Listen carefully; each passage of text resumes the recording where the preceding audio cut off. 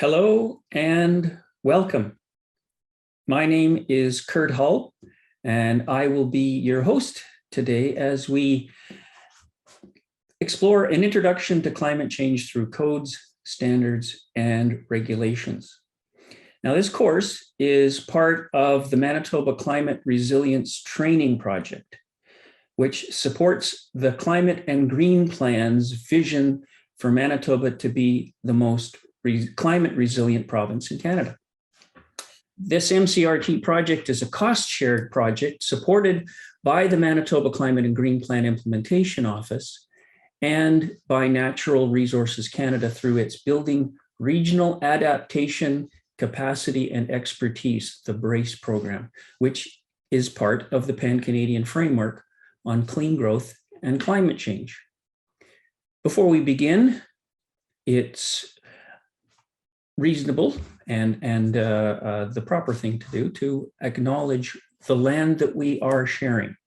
Engineers, Geoscientists Manitoba and Red River College Polytechnic acknowledges that our offices are on Treaty 1 territory. We further acknowledge that Manitoba shares the traditional territories of the Ojibwe, Cree, Oji-Cree, Dakota, and Dene people, and is the homeland of the Métis Nation. We acknowledge the ingenuity, science, trades, and technologies of the first people of our province. History tells us that those first people took care of the land and developed unique ways and methods of design to survive in our province's harshest conditions. We acknowledge and appreciate their role as Manitoba's original engineers and geoscientists. Now, this course is part of a stream of courses, a smorgasbord of courses that are all part of that MCRT. And we have recommended an infrastructure stream, if you will, and you can see those on the slide here. And we're getting towards the end of that stream.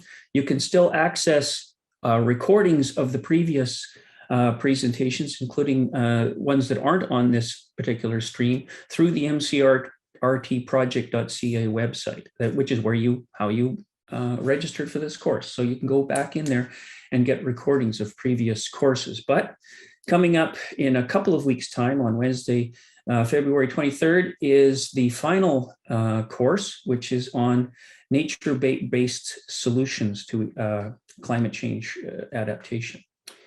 So next is to go through a bit of housekeeping here. The course is being recorded. You would have received a notification of that, and so please be aware of that. Your cameras and microphones are going to be off for the majority of the presentations, but throughout we will have one poll, and we will, towards the end of today's session, we'll have a breakout session. So you'll get a chance to share your ideas with the experts and with the presenters during that unfortunately limited time that we've got during the 90 minutes that we've got slated here. But if you've got further questions, stick around, and we will. The presenters will be available for an additional half hour afterwards for additional conversation. So the chat is open. However, we won't really have time to answer questions as we go along. Your opportunity for that discourse would be during the breakout session and potentially in the additional half hour if you've got time. However, if you have technical issues, you can, in the chat, if you direct your chat to NGOMB, Gemma will be able to take care of any technical issues that you may have. I would also encourage you to rename yourself if you're the name that's associated with if you go to gallery view and you look at your picture, the name that's there is the name that we'll be using for a roll call, if you will, and it gives us the ability to send you additional information about this course. So you'll get the slide deck, a PDF of the slide deck, and some really valuable handout, with links to some of the important sources of information. So if you want to, you can go to the bottom of your screen where it says participants. You'll get a list of all the participants. Scroll till you get to your name, and click, I believe it's more, and then find rename in the more list, and then you can give us your name so that we know who you are, so that we can send you some additional information. So we're going to get started with some background. Now, why are we doing this? Well, the fact is that the tools that we used to use and still do use for infrastructure, for design or for maintenance or for whatever it is that we're doing in our professions has relied almost exclusively on past data, past information. However, that because of climate change, that stationarity has been lost. We no longer have the ability to use the past by itself in order to predict the future. So when it comes to things like heat and rain loads and flows, et cetera, in whatever it is that we're doing, we need to instead to employ new tools, predictive tools that we didn't have before and didn't really need up until the last couple of decades.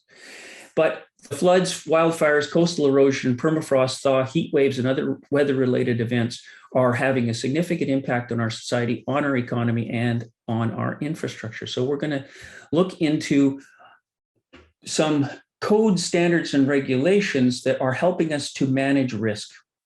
And that's ultimately what the name of the game is here when it comes to the work that we do with respect to infrastructure. So that's the really, in a nutshell, the project, the MCRT project as a whole, that's specifically what we're doing, but the MCRT project as a whole aims to build the capacity and expertise of professionals, including engineers and planners and other professionals and decision makers to address the risks associated with climate change. So what are we going to do today? We're going to start with we have four really knowledgeable and entertaining presenters here that are going to give us an introduction to code standards and regulations, what they are, how they are created, what the limitations there are, and how they are changed. What's the process of change? That's what Rick is going to give us, and then we will get into the more of the details when it comes to three primary areas of infrastructure.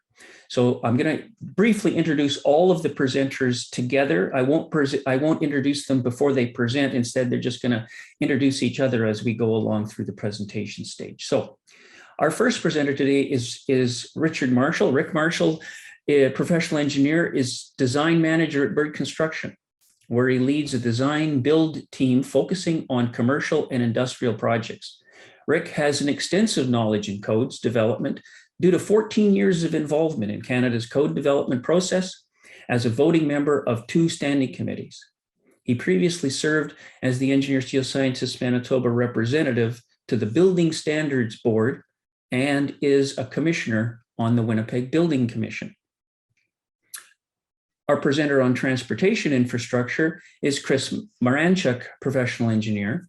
Chris is a professional engineer who has a diverse background in transportation engineering and civil infrastructure through 20 years of experience in the public sector, and that includes project management, specification development, design, and construction. Chris is currently the Applied Research Chair in Sustainable Construction with the School of Skilled Trades and Technologies at Red River College Polytechnic. His portfolio involves all construction disciplines covered by the engineering, technologies, trades, and apprenticeship programs. His focus is developing and building research opportunities between students and industry related to sustainable construction practices, processes, and technologies. For water management, water supply and treatment, we have Jeff O'Driscoll. And Jeff is a leader in assessing climate change resilience on infrastructure and holds the designation of Infrastructure Resiliency Professional, IRP. Jeff is a civil engineer with 30 years experience in engineering consulting. Jeff completed the first project applying the PIVC protocol, climate risk assessment process, that was developed by Engineers Canada, and he applied it for the city of Portage la Prairie waterworks infrastructure. Since this time, Jeff has worked across Canada and internationally on climate change resilience projects. And Our fourth presenter is Tammy Harper. Tammy is an instructor in the Civil Engineering Technologies Department at Red River College, where she teaches code-related courses, as well as management and leadership to the construction management degree program students. Prior to moving to RRC Polytechnic, Tammy was the chief building official for the Office of the Fire Commissioner. During that time, Tammy was responsible for leading the building safety department and also taught code-related courses and seminars. And she also chaired code development committees at both the provincial and national level. Most recently, Tammy was appointed to the executive of the Canadian Commission on Building and Fire Codes. So before we get started into the presentations, we're going to start with a poll. And Gemma is going to put that up for us all to see. And so the question we're asking you to get a sense of our audience is, which areas of infrastructure, code, standards, and regulations are you interested in? And you, depending on your screen, you may have to scroll down to see them all, but there you are. That's the choices that you have there. And if you can just select all that apply, go ahead, and we're getting good responses here. Very good response rate. This is looking good. Oh, this is super good. Just give a few more seconds here. Looks like the responses are slowing down. Okay, about 5 more seconds.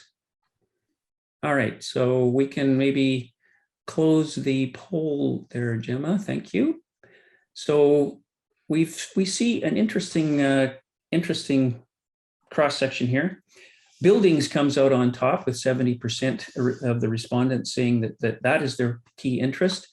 29% for transportation, 64% for water, wastewater, and water source management, 35% for transportation infrastructure, but 29% on transportation vehicles and fuels, and then 42% on utilities. So an interesting spread there. Thank you for that, sharing that, Gemma. We can close the poll now and move on to the presentations. And so the first presenter will be Rick Marshall, and speaking on understanding code, standards, and regulations. Rick, if you could take it away. Thank you. Yeah, thanks, Kurt. And glad to see the interest in buildings today. Obviously, that's where I practice. So pleased to be here doing this presentation. Many of you that work in construction realize that it's a highly regulated environment. The question that we are intending to answer here is, how are those regulations developed and how are they changed over time? So in this module and the following module, and I'm doing the first two here, we'll review Canada's regulatory environment for buildings to give you a basic understanding of codes, acts, regulations, and standards. We'll cover how each of these, or what each of these terms mean, how they're developed, and how they interrelate. We'll start by reviewing the governing acts and then review how the regulations are developed and how codes are part of regulations. And then we'll move on to standards and discuss the relationship between codes and standards. And while this module is based on buildings, it actually applies as a basic regulatory framework that applies to the other sectors as well. Okay, so there's much more in-depth information that's included in the handout. So first, to fully understand regulations, we need to start at the top with acts. Okay, and then in Canada's Constitution, responsibility for building regulation, which is a property right, is given exclusively to the provinces and territories under Section 92 of the Constitution. Before there can be a regulation, there must be a law. And laws start with bills in the legislature, which could be the Parliament, or here in Manitoba, our Manitoba legislature. So when a bill is passed and it receives royal assent, it becomes an act, which is also known as a statute. And in Manitoba, there are two primary acts which govern buildings, which are the Building of Mobile Homes Act in the kind of awkwardly worded Fires Prevention and Emergency Response Act. There's actually some changes to the Buildings Act, or Building and Mobile Homes Act, and Tammy's going to cover that later in the seminar. So most acts, and both of these are like most acts, they set broad guidelines only. So they'll contain definitions. They set forth the mechanism for establishing and maintaining a building construction code. The Building and Mobile Homes Act assigns enforcement to municipalities, and it establishes a mechanism for writing the regulations. It also establishes procedures for building permits and occupancy permits. It allows for inspections and a right of entry of inspectors. It sets out procedures for hearings and appeals. And lastly, it sets out offenses and allows for penalties. Okay, so that leads us to the next topic, which is regulations. And a regulation can be defined as delegated legislation. And in really simple terms, the act or the statute sets out a broad guideline of intent, and then it delegates the authority to write the specific regulations to somebody else. Okay, and the somebody else can be a person or a body or a ministry. So under the Building and Mobile Homes Act, that person or body is defined as the member of the executive council appointed by the lieutenant governor. So essentially it ends up being the cabinet. Okay, and there's three main regulations that govern buildings, and that's Reg 31/2011, the Manitoba Building Code, Reg 213/2013, the Manitoba Energy Code for Buildings, and Reg 32/2011, the Manitoba Building Code, the Manitoba Plumbing Code. And these can all be downloaded from the Manitoba legislative website. There's actually some recent changes from the Office of the Fire Commissioner over to a new Testings and Inspections division that Tammy will speak about as well, where those can be downloaded. So this now brings us to a discussion on codes. And a code can be defined as a set of rules. Codes tell the designer what he or she must do. And there's four model codes that are established and maintained by the Canadian Commission on Building and Fire Codes, or CCBFC. And those are the National Building Code, the National Fire Code, National Plumbing Code, and National Energy Code for Buildings. In Manitoba, we're still using the 2010 versions of the first three in the 2011 version of the National Energy Code, but there are obviously further revisions that the other provinces are using. There's also a fifth national code that falls outside the code development system, which is a Canadian Electrical Code, CSA 22.1, and that's established and maintained by the CSA group. So it's very important to understand that these model codes have no legal bearing unless and until they're adopted by the provinces and territories as a regulation under the governing act. So Manitoba adopts the national model codes with a few Manitoba-specific changes when the regulations are adopted. And those are available as PDF downloads from the website. Okay, so the next topic then is standards. And standards in Canada are governed by the Standards Council of Canada, which is a federal crown corporation that reports through Parliament or to Parliament through the Minister of Industry. And Standards Council of Canada defines a standard as a document that provides a set of agreed upon rules, guidelines, or characteristics for activities or their results. So a technical standard, therefore, is an established norm or a requirement regarding a technical system. They can be mandatory or they can be voluntary. Standards are distinct from acts, regulations, and codes, but most often they're referenced within them. And the logos at the bottom of the slide are probably very familiar with most of the group.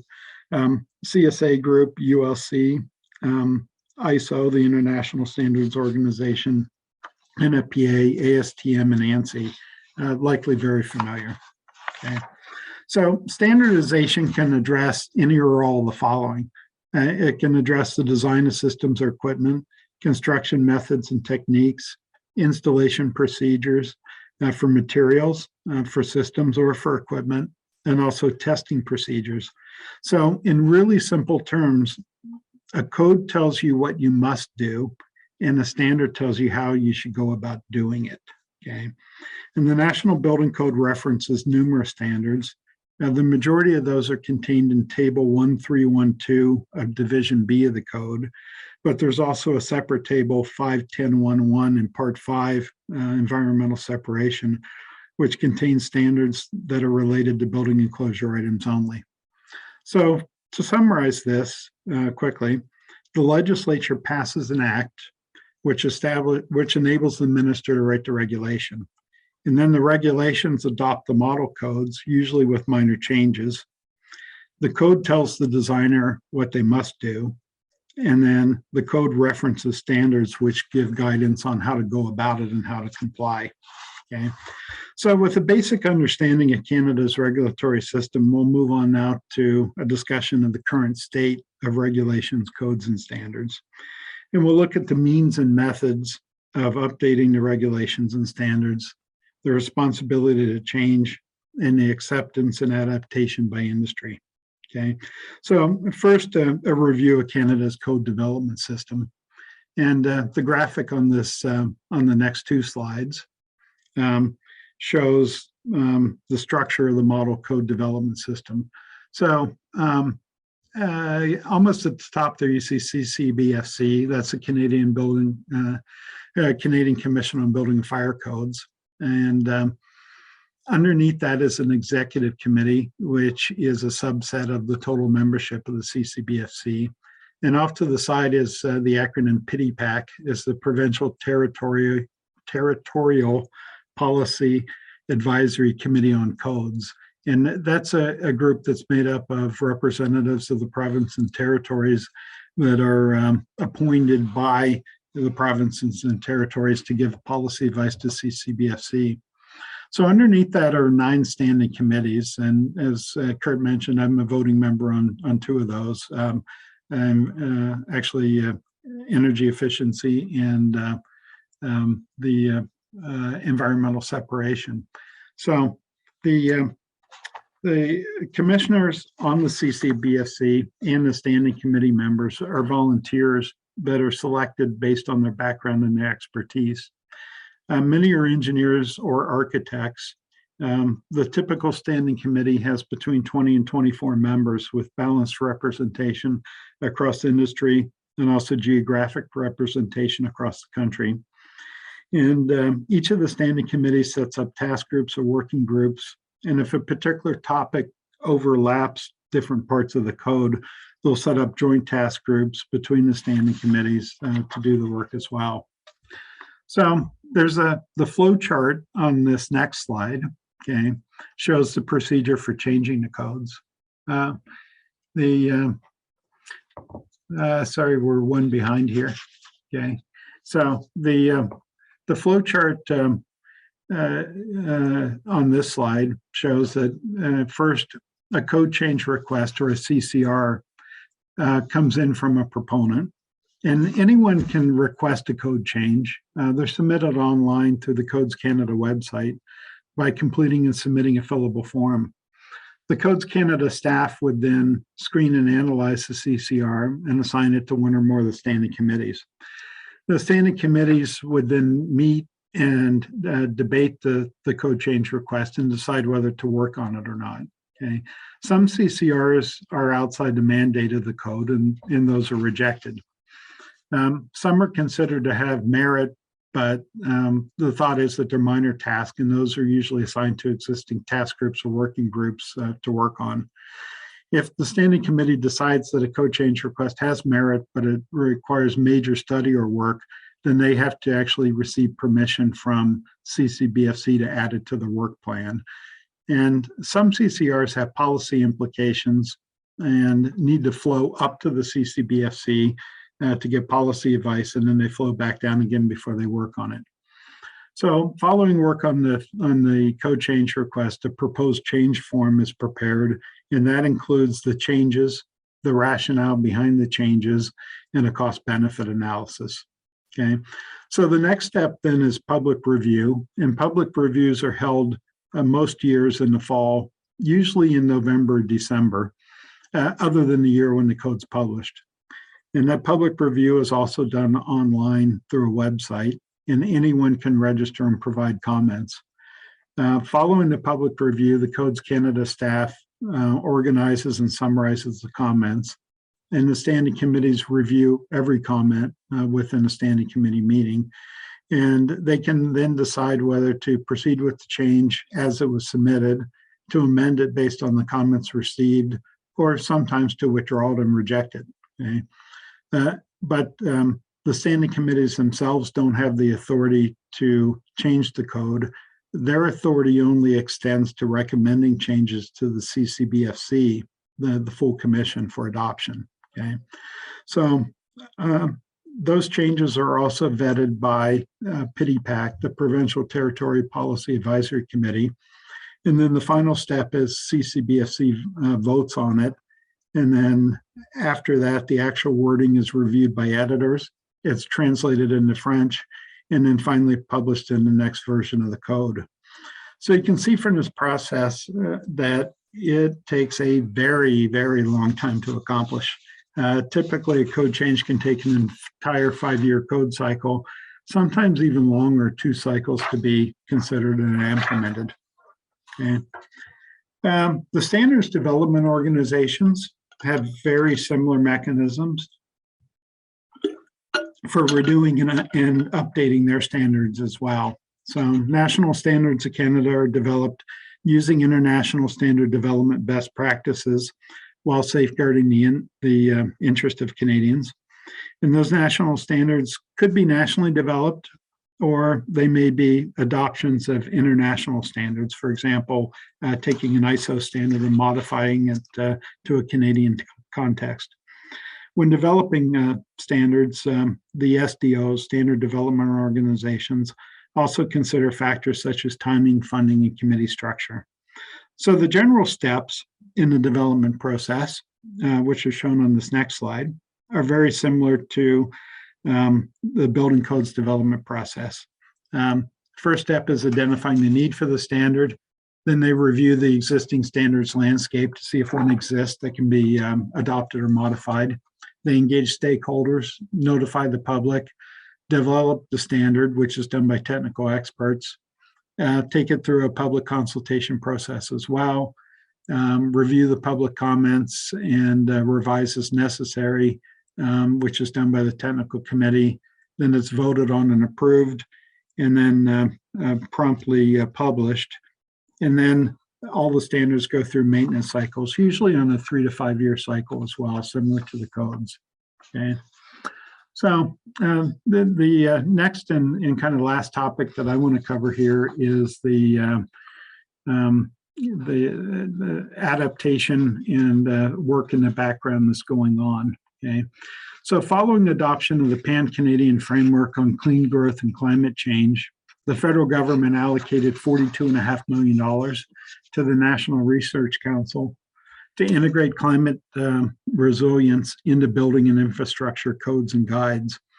And some of the key projects that received this funding were a study of climatic data and loads, changes to increase resiliency in the Canadian Electrical Code, a lot of work regarding flooding, code changes that will be coming forth in the 2025 cycle, and guidelines and best practices for flood reduction. And then quite a bit of work in wildlife-urban interface areas. Obviously, we've all seen the very bad damage and devastation that was done in Lytton, BC, and before that in Fort McMurray on those wildlife-urban interface areas. There's been numerous updates to standards as well, so numerous that I can't really go through them in this presentation. But in the handout that is that will go to each of the participants, I've listed out the current state within CSA and ULC of which standards have already been revised to take climate resiliency into effect and which ones are still targeted to be revised. Okay. So the last thing that I want to talk about here before turning this over to the next topic is an exciting initiative that was undertaken by the Climate Resilient Buildings in Core Public Infrastructure. Okay. And that's a report that was done looking at an assessment of the impact of climate change on the climatic design data in Canada. And the research was conducted by our Environment and Climate Change Canada, the Pacific Climate Impacts Consortium, and also the consulting firm RWDI. And what they've done is develop future-looking data, including temperature, precipitation, and wind data for 660 locations across Canada that can be used by building codes and infrastructure codes and standards and by the users. Okay, so the data is intended to be implemented into the 2025 Canadian Highway Bridge Design Guide, and it will also be submitted to the standing committees on the National Building Code for possible adoption in 2025. The URL link to this report is included in the handout, and the report is it's over 100 pages long. And what it's done is looked at the climatic data loads that are found in Appendix C of the National Building Code, okay, which are compiled by Environment and Climate Change Canada and the Meteorological Service of Canada. And those loads, of course, are all data that's occurred in the past. And for our context here in Manitoba, still using the 2010 National Building Code, the data that is listed in those tables was all compiled between 2005 and 2009. So it's fairly far out of date right now. Okay. So this report includes links to Excel spreadsheets that estimate the impact of climate change under various scenarios.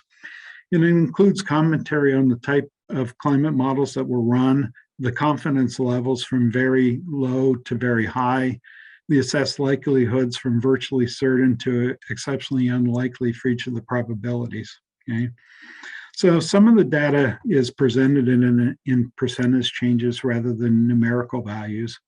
But to kind of demonstrate the impact of climate change, I spent some time actually downloading the spreadsheets and compiling it, and then just taking a look at Winnipeg and where we might be. Okay.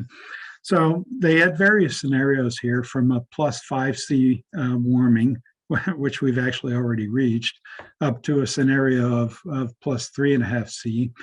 And like you can see here for Winnipeg under temperature fluctuations that we're currently at 5670 heating degree days. Under the worst case scenario of a 3.5C temperature rise, Winnipeg's predicted to only be at 4100. So if you've ever wanted to move to Windsor, Ontario, we may be there in Winnipeg. The next slide shows rain events and the predictions on that. And for 15-minute rain, one-day rain, annual rain, and total precipitation, including snowfall. And then I looked at wind events as well, or compiled the information from the report, which shows predictions for driving rain and wind pressure and hourly wind pressure for the two return periods. And then lastly, it's snow loads, which shows the projected changes in ground snow load and rain load. So the conclusion to be drawn from this is some loads are going to increase over time and some loads are going to decrease. So if we use the data that we have, the historical data for today, we won't really be designing for the future for a building that's going to last or should last between 40 and 60 years. Okay, so this concludes my part of the presentation. And at this point, we'll move on to Chris to talk about transportation infrastructure. So thanks. Perfect. Thanks, Rick. So yes, as Rick said, I'm going to talk about transportation infrastructure and the current practices and some of the upcoming changes that we see. So what do we have for current practices related to transportation specifically? Rick gave the definition of the Acts, Regulations, Code, Standards. So what do we have for acts? We have the Highway Traffic Act, which governs things such as speed limits, work zone controls, those types of things, fines for obviously not following the traffic rules, but there's no actual specific act that governs our transportation sector. And the same type of thing goes for regulations. We don't actually have any regulations based on the hard and fast definition that we have to follow in transportation, but we do have codes. We don't have specific codes for the actual road portion of the transportation piece, so we're not part of any building codes. However, bridges are governed by either the AASHTO Bridge Design Code or the Canadian Highway Bridge Design Codes. Those are the two common ones that we see here in Canada based on the jurisdiction that you're working from. And then standards, we do have lots of standards. They provide guidance for the transportation agencies, and from the transportation agencies. Those are typically set by, Manitoba Transportation and Infrastructure or City of Winnipeg that the contractors and constructors would typically use. So another thing that is largely used in the transportation side is best practices. So they guide our industry as a whole, with recommendations and here's what's typically done. However, they're not recorded anywhere, and they are just, typically something that's word of mouth and everybody knows here is what's used and how to use it. So next I'll talk about what the upcoming changes are. So to the standards, we see a lot of the public agencies shifting towards more sustainable materials and more sustainable specifications to combat that climate change that we are definitely seeing. So some of the ones I'm highlighting here, we are looking at greener concrete, whether that's materials or reducing carbon emissions, and I'll expand that to greener cement as well. Looking at asphalt and recycled materials, whether that's the aggregates or, recycled shingles. We're looking at face masks. How can we melt that down and reuse that into asphalt? And then specification alignment that I know Tammy is going to talk about later.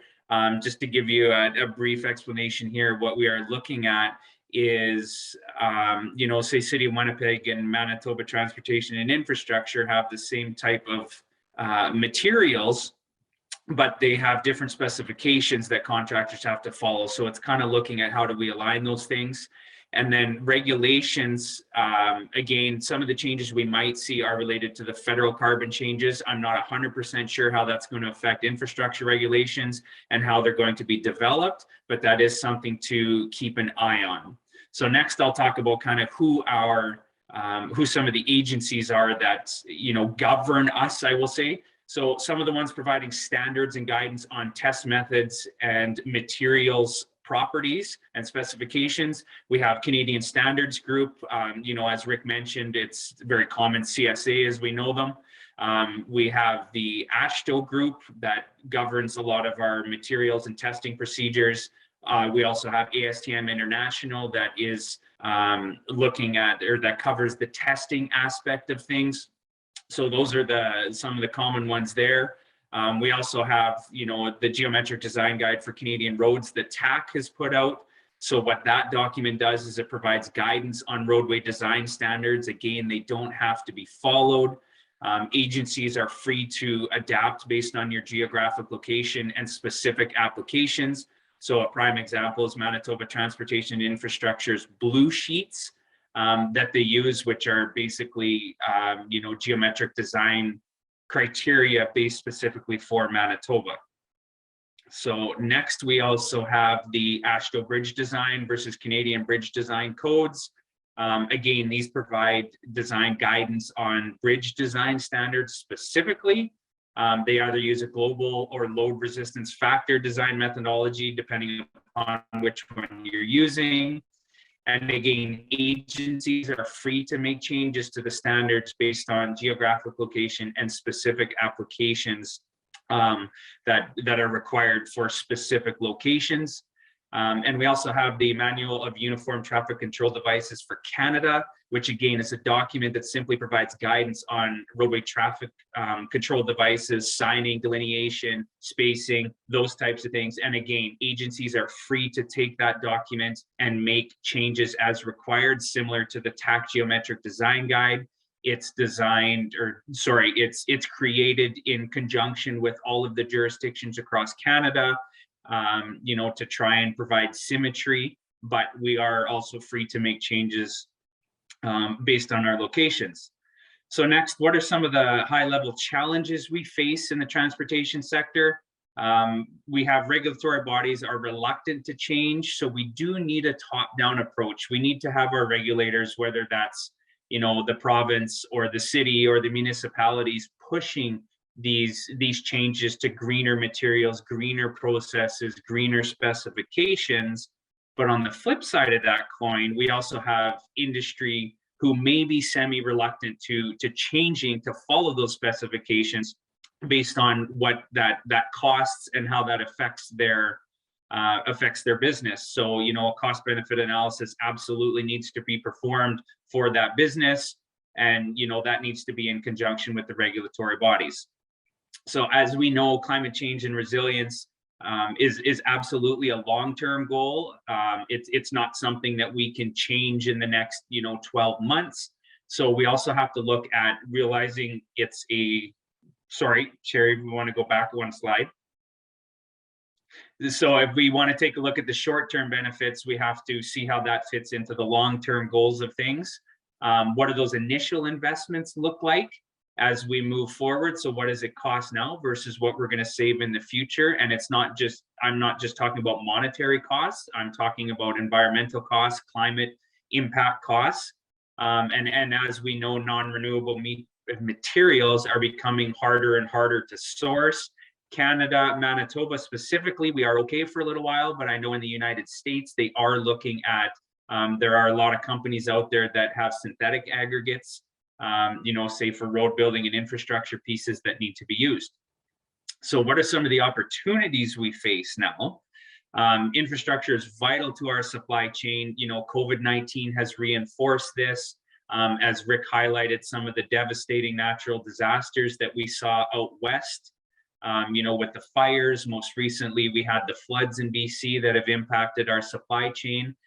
So how do we make our infrastructure more resilient and more adaptable to that changing climate that we're seeing? So many industry groups are looking at changes to become greener.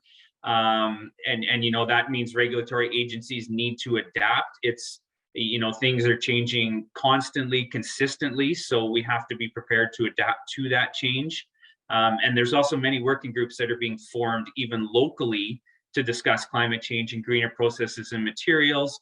So we have, the concrete and cement industry that has committed to be net zero by 2050. As we know, they are the #1 polluter, greenhouse gas emitter, I should say, in the construction industry, so that they have targets set for 2030 and 2040 to help them reach that goal. We've got groups looking at asphalt and recycled materials. So those are the types of things, they're both challenges and opportunities. So with that, I would like to turn it over to Jeff O'Driscoll now, who will talk about the water piece. Well, thank you, Chris. And so I'll shift gears and talk a bit about a different sector, that sector of water. And within water, we'll sort of concentrate on two different aspects of water as a global theme. Water management, which is very much, the water resources type things, lakes, rivers, streams, drainage side of things. And then the more the infrastructure-based community water supply and treatment, but they do have crossovers as well. So in terms of this sector, the water sector, current practices in water management, that water resources side, there's a lot of regulation related to managing the resources, but most of them don't have aspects related to guidance on climate change. They're more related to water quality, water quantity, protections, and a variety of things, and licensing. It's not an area of practice where there's a lot of codes. So it's not so much in terms of water resources, maybe more in terms of other sectors. But there's a lot of movement in terms of, and Rick pointed it out in some of his discussions, was related to a lot more research and a lot more development of standards related to flood resilient design of communities, enhancements to tools used by designers like IDF curves and a variety of things. But a lot of things that happen related to this sector happen through guidance through best practices, especially related to climate change. And it's early days in a lot of those fields. Organizations, associations like the Canadian Water Resources Association, Canadian Water Wastewater Association, AWWA, dam associations, Intact Center, and a variety of places have white papers, guidance papers, or a variety of things there. When we get into water supply and treatment, the hardened infrastructure, the pipes in the ground, our water treatment plants, our wastewater treatment plants, they're regulated more on the public health side of Safe Drinking Water Acts, Environment Acts. But climate change is not addressed in those at this point. Codes do apply in this. So the building codes, plumbing codes, a variety of other codes, energy codes do apply in terms of this sector of work. So, the discussion that Rick provided and later that Tammy will provide relates very much to the physical, sort of the vertical infrastructure related to this. And definitely, as stated before, a lot of movement in terms of flood resilient design, stormwater management, a variety of things through a number of associations. And once again, those best practices are really the usual suspects of CWWA, CWRA, Intact Center, and the Intact Center is a applied research center associated with the University of Waterloo. So for those that are keeping score at home. And then standards. I mean, Rick talked about the rubber hitting the road in terms of standards for designers. CSA's put a lot of energy in recent years on updating standards related to this aspect of flood resiliency, stormwater management, bioretention, which is natural-based infrastructure, reduce stormwater impacts, guidance on wastewater treatment plants, as well as guidance on lagoons and wetland systems in the north. And for those of you keeping notes, all of these this information and these links will be in the handout. So there's too many to write down right here. In terms of best practices, the Standard Council of Canada has really an eye to the current standards and is really informing the industry in terms of integrating climate change adaptation considerations into standards. So those CSA standards that went through some guidance there, and they're a really good body to pay attention to of where we are in standards and where we're going in standards in the upcoming years in terms of updating things. We're definitely not in a position where designers can rely totally on the current standards to address climate change. In terms of other things related to best practice, we have organizations like Uranus, which is a consortium on climatology and adaptation out of Quebec. Manitoba Hydro is an affiliate member and informs a lot of the stuff in terms of things. And they're a really good resource in terms of understanding best practices related to that. We also have an organization, the Prairie Climate Center here at the University of Winnipeg, that provides great data and information as well. Engineers Canada has some guidance in terms of stormwater management considerations related to climate change, point you in the right direction and ideas. And once again, the Intact Center for Climate Adaptation has developed flood resilient communities standards and a variety of papers in those directions. If you're a designer, if you do drainage design, if you do other types of surface water drainage, surface water management, using IDF curves is a common practice. And those IDF curves typically, intensity, duration, frequency curves, use data sets. And as Rick was talking, those data sets historically are 20-year sets that are in the past. Now, the past is not a good predictor of the future, especially when we're looking at designing infrastructure, 20, 30, 50, 80 years into the future. So we need to adopt and use climate-based IDF curves, and places like Western University and guidance to CSA Plus 2013-19 have developed information related to that. In terms of other best practices, on the community level, flood hazard mapping is a huge aspect and deficiency currently in many communities across Canada, really to understand the risks of flood.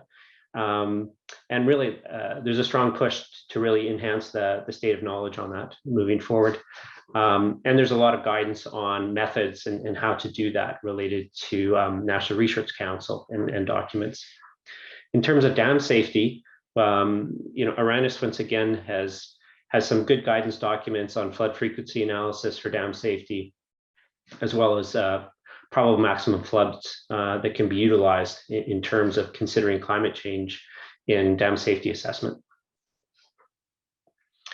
In terms of water management, hydrology, say, what Manitoba Infrastructure, who's managing a lot of our resources through their control bodies, I don't think that they currently have an actual standard. They have sort of methodologies of addressing climate change a little bit more what we characterize as brute force, looking at higher design thresholds, higher return intervals to increase resiliency, and really taking some no regrets action of increasing safety factors across the board, and really looking at in lieu of guidance or standards or best practices being really defined consistently, they're acting and they'll try to prove some of that out later. So they are taking action. In terms of water treatment, more of the vertical infrastructure, wastewater treatment, and underground piping systems, we're starting to see a lot more, and not just in that sector, but in a lot of other infrastructure sectors, a lot more integrating climate risk assessment into operation planning and design. And one aspect of that would be climate resilience assessments using the PIVC process. It's a risk assessment process originally developed by Engineers Canada and now supported through the Institute of Catastrophic Loss Reduction and the Climate Risk Institute. And it's a standard that follows ISO standards related to risk assessment, and very much couples into that document, the Climate Resilient Buildings and Core Infrastructure document that Rick spoke about, of understanding climate, understanding levels of confidence of climate, and through that publications and information, understanding how to predict some future related to different emission scenarios moving forward. And more recently, and finally on my last slide, is just a climate change risks and opportunities document that was published in January of this year on water distribution systems. It gives a direction and case studies on that from the National Research Council. So a lot of body work, a lot of things are happening quickly in the water sector. And we'll pass this off now to Tammy for her discussion. Hi, everyone, and welcome. So we're going to start now looking at buildings. We've covered all the other parts and pieces. So one of the first things we're going to look at is just current practices from a building code perspective.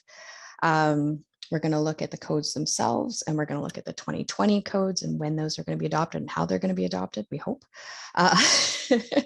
Then we're going to look at regulations. As you can see in the slide, it notes the Manitoba Building Code doesn't provide specific guidance on climate change, and that's also a provincial thing. So we're going to talk a little bit about that, and then we're going to talk about some upcoming changes with the current and the future codes that are coming up. So as Rick mentioned, we're currently using the 2011 versions of the National Energy Code for buildings, and we're using the 2010 versions of the other codes. The 2020 codes are being published between now and June of 2022. We haven't got an exact date yet. The hope was for February, but we're already there and I haven't heard anything. Within the 2020 codes, we're going to be introducing something called tiered energy codes. So for the National Energy Code for buildings, we're going to be looking at having 4 tiers. And in NBC section 936, we're going to be having 5 tiers within that.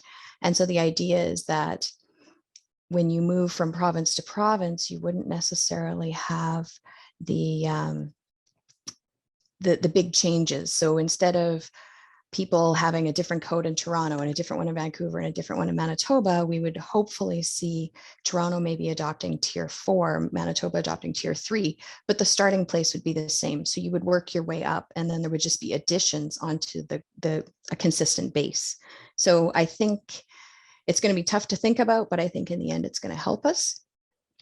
I don't have a lot of talk in my little piece here about standards. In 23-24, there is going to be an update of standards that are published as an errata in the building codes, the same as it is every code cycle. So because of that, I'm not going to go into a whole lot of detail there.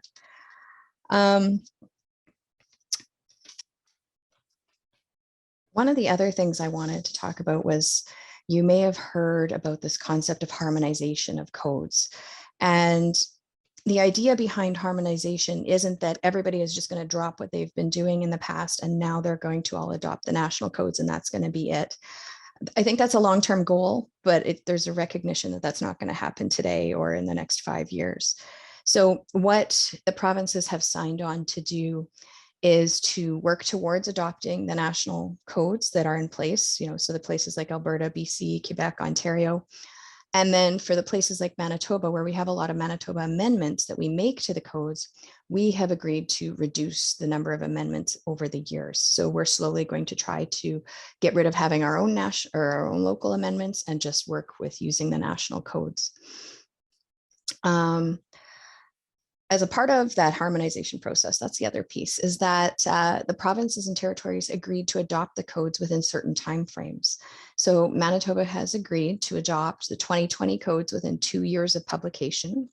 And then any codes that are published after January of 2025, they've agreed to adopt those within 18 months. So that gives a little bit more of an idea behind when the codes are coming. And so it's not as big of a jump and it's not as hard to understand. This is the piece, this harmonization piece is also what Chris was talking about in his presentation when he kind of was referring to specification alignments. So in this case, we are actually starting to align nationally and we're working towards that. Another piece to talk about here is we don't really have any regulations on climate change or resiliency in Manitoba. We have the Building and Mobile Homes Act, which Rick introduced you to, and many of you probably were aware of already. But within that act, it really doesn't specify anything other than we adopt the National Energy Code for buildings. Then we have the Climate Change and Green Plan Act, which was adopted. And I think when it was adopted, the plan was to have some of these things fall within it. As of right now, there is really no regulations underneath that act. So I think that might be the place where we'll find it eventually, but we're not there yet. The last one we have locally is the Energy Act. And the Energy Act actually has a regulation, which was adopted in 2010, I want to say, and that required an AFE value of 92% for furnaces when they are replaced. So the thought was that this specific regulation I'm referring to would actually assist with bringing up some of the energy efficiency requirements in existing buildings. If we look at ourselves and we compare ourselves to the rest of the country, we are definitely behind when it comes to code adoptions. So that is something we really need to challenge our political people about and make sure that they do take those jumps and make the adoptions in timely fashion so we do end up with those.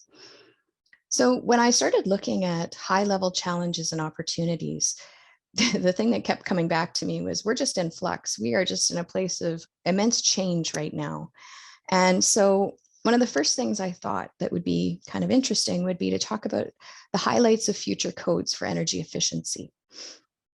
So considering we are still using the 2011 Energy Code, or National Energy Code, if you look at that and then you were to compare it to the 2015 National Energy Code for buildings, what you would notice within there is that Part 4 lighting was harmonized with ASHRAE 90.1. Again, you see that harmonization piece coming in.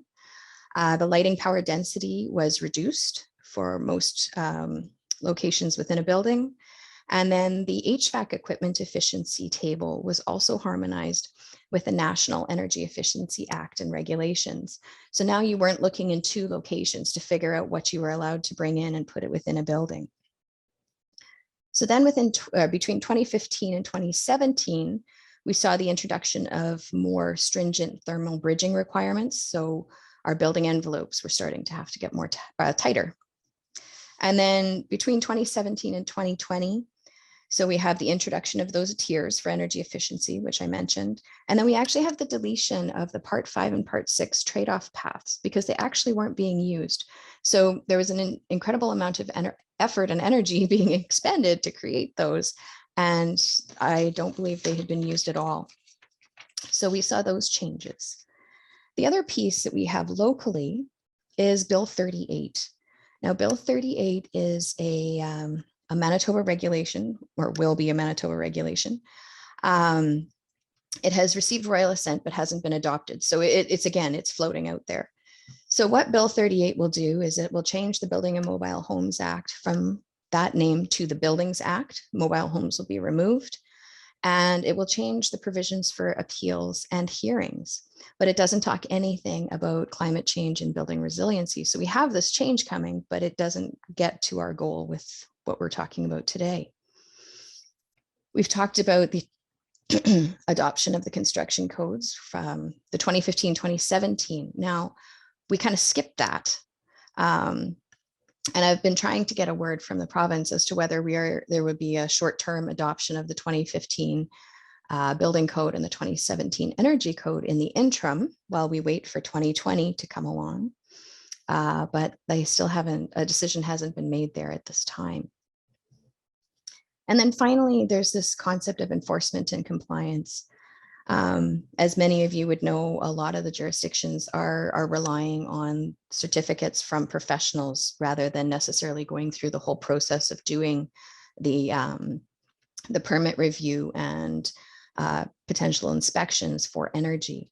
So there's a bit of a baseline that's now missing because we don't know what our buildings are at because that information isn't necessarily getting reported back. So that's a piece that's also missing for us.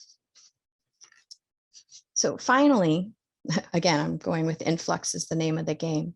When things are in flux, we have this huge opportunity for change. And I think we are going to see some really cool innovations, especially on the HVAC side. COVID's become a thing. So how are we going to deal with it? I really see that there's going to be some new opportunities that come out there. And as a part of that, it's going to require the codes and standards to then follow and keep up. Codes are the minimum standard and nothing does prevent anyone from going above that. I always tell people, yes, that's true, but please talk to your AHJ before you do it. The larger jurisdictions, I think, are a little more used to that happening, whereas some of the smaller ones may not. So it's worth a 5-second phone call and a lot less of a headache if you go that route. As Rick mentioned, we have climate data that's changing and we're now seeing reports of that. So that's going to change how we're designing our buildings and how our buildings are operating. So again, I think we're definitely going to see a lot of innovation coming with that. I would also suggest that maybe you subscribe to the NRC webpage because then you'll start receiving these publications as they're coming out. And I think there's a definite benefit to that. If you are interested in further code training by Red River Polytechnic, you can go to our website and find it there under Technology Solutions for the Workplace. And one other piece that Rick mentioned I would talk about was the former OFC Codes and Standards section moved to municipal relations. And within the last week, their entire website has finally moved over to municipal relations. So if you are looking for data or anything that you used to find on the Codes and Standards website, you will find it there now. Thank you very much, everybody. And back to you, Chris. Great. Okay. Thank you so much, Tammy. And thank you to all the presenters. As you can see now, this is a pretty complicated and a complex topic here, and there's a lot of information that's just been shared, but we will be giving you about a 30-page handout in addition to the slide deck PDF. So you'll get that, and within the PDF there's some links to some of those important documents that were shared here. So we're now going to be heading into about a 25-minute discussion period. So if you've ever used the breakout room, this is what we're going to do. We're going to have 3 breakout rooms, And the presenters that just shared their knowledge with you just previously are going to be in these breakout rooms to answer questions related to those three infrastructure sectors. So Chris Moranchuk is going to be in the transportation breakout room along with Patricia Olescu from Red River College. So they'll be there. And in the water breakout room, we'll have Jeff O'Driscoll and Chris Prop. And in the buildings breakout room, we'll have Tammy and Sherry Bliert will be in those.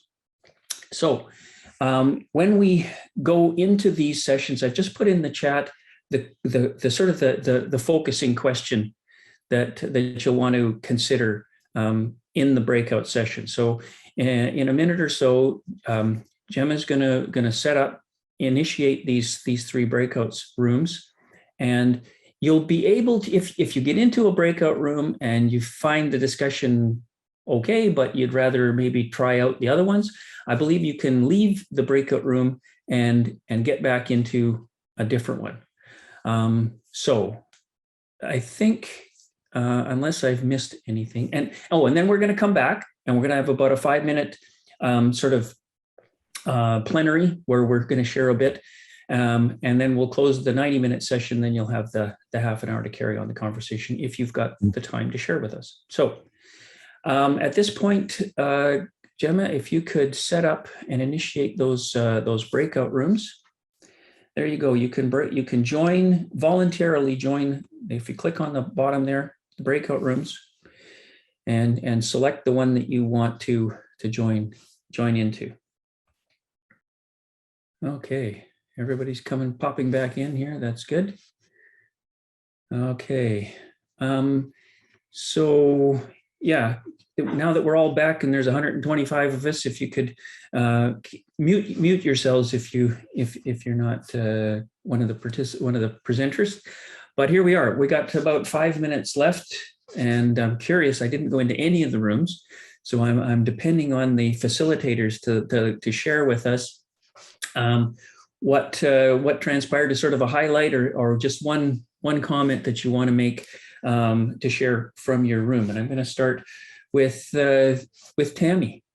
Tammy, do you want to share what happened in the buildings? Well, we room? probably could have spent an hour or a day. we were getting into some good conversation there. There was comments about, how are we going to translate a rigid codes and standards system into something that's more dynamic and move it forward? So as an example, the items that Rick brought forward in his presentation and how we would use those going forward, and that we're going to need more of those going forward. There was a couple websites that were shared, and I know that that'll go as a part of the final product. And then there was also a comment that I thought was interesting about bringing in incentives so that we can move to higher tiers or new products, so that those products can be brought in earlier, as opposed to just as a luxury item. So as an example, the concept of the LED light bulb, there was a federal incentive program that was brought in to try to move everybody from the incandescent over to the LED. And it was fairly successful, and most people are using those now. So those kind of things to, catch more of the early adopters, I guess. Super, good, thanks, I'll Tammy. leave that Thanks. there because we could be going on for quite some time. Yeah, and we only have a couple of minutes here so I'm gonna ask Chris to share what happened in the transportation infrastructure. Sure, sounds good. Thanks, Kurt. So yeah, we had a few questions, same type of thing. I'm sure if we had more time, just like Tammy, we probably could have talked for an hour. I could have talked for an hour in the breakout room anyways. So a couple of the questions and things that I tried to address, we had a question on jurisdictional challenges. So taking a look at, who sets the rules for what jurisdictions, so specifically, if we're in the province of Manitoba, who owns a road? Is it Manitoba? Is it the municipality? Is it the city? And who sets the specifications for those roads? Who constructs those roads? And then who hands them over and who's responsible? So all these pieces of tying in that climate piece of, who's setting these rules, and there's different rules to follow. And then we had two two other questions / comments that came up that were very close to each other. One was resilient ridge design based on, the floods we're seeing in Manitoba, the floods we're seeing in BC. So how do we ensure that infrastructure is, can handle these events that are occurring? It's, we're no longer a 1 in 50 year storm. We're a 1 in 500 year storm that's occurring every 5 years. So some of the challenges there, and then that tied in nicely to the next comment that was made about, redundant routes, resilient routes, alternate routes, when we see things such as forest fires and floods, making sure that there is something in place as these, this climate change is occurring and these natural disasters keep happening. We need to make sure that we don't affect things like supply chains. We don't cut people off from necessities. Okay. So making sure we do all of that planning. So those were the high level things that we discussed. Thanks, Chris. Okay, Jeff, you got 1 minute. Okay, and I'm going to pass it over to the other Chris. He can generate here. Yeah, sure. Okay, 1 minute. We talked about whether having a centralized regulation system, especially for water treatment, can stifle innovation or really impact innovative ideas. One example was brought up of a water treatment plant, a small water treatment plant in Denmark that was kind of naturalized, but due to the regulators had to increase the cost quite a bit for UV disinfection. We talked about other infrastructure solutions, other solutions to the issues related to climate change that maybe are non-infrastructure solutions. So policy related to land use and development and that. And then also some discussion on challenges with private operators of utilities, getting them to embrace climate change and having owners trying to push that, I guess, and facing resistance there as well, right? Because it is a change. Well, thanks, Chris. Thanks to all of the presenters. Thanks to all the facilitators that assisted in those breakout rooms, and thank you all for your participation here today, for joining us, and I think what was a pretty successful session to touch on a broad but important topic. So with that, I invite you to sign up for our course on February 23rd on nature-based infrastructure solutions. But with that, I bid you all a good afternoon.